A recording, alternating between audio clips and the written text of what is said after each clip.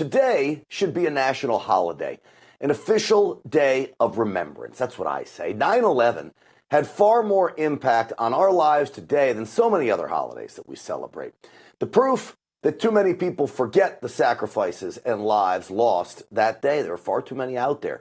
We have a sitting president now who today broke a 21-year tradition to visit one of the 9/11 memorial sites, Ground Zero, the Pentagon, or even Shanksville in Pennsylvania. No, Joe Biden, this disgraceful human being, couldn't manage to get to hallowed ground today. It says to me he could care less. Listen to this excuse from his White House staff as told to Fox News' Peter Doocy. When I asked a White House official why it is that President Biden was here and missing the 9/11 commemorations at the attack sites, the analogy that I was given is that 22 years after Pearl Harbor, U.S. presidents were not still going to visit Hawaii. That excuse is a shameful response. So instead, Joe Biden shows up in Alaska. And my assumption is he had a 20-something-year-old write his speech. Listen to me, folks. We know what happened on 9/11. We don't need a history lesson. But he acted as if the nation had either all forgotten or never knew in the first place what 9/11 was all about. The billowing smoke and ash that darkened the clear blue sky that September day. The shredded steel and concrete slabs that rained down from the World Trade Center.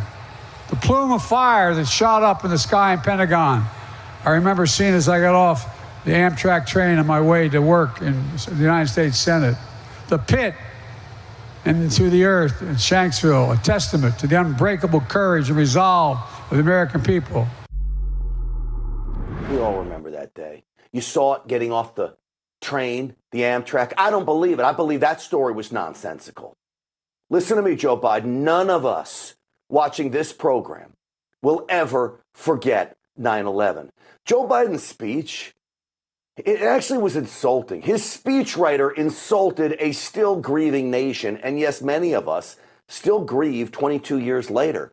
Something unfathomable to Joe Biden, which is sad, seeing that he's lost so many loved ones close to him over the years, and yet this is how out of touch he is.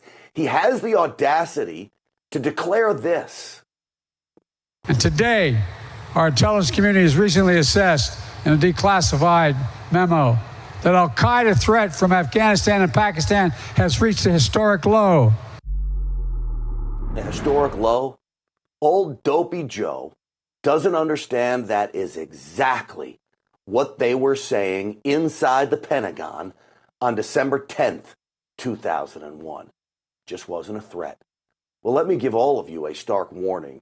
To you, to Joe Biden, to everyone. Islamic terrorists are plotting right now. They want nothing more than to blow each and every one of us to smithereens. But they aren't focused on the now. Their only focus is on success.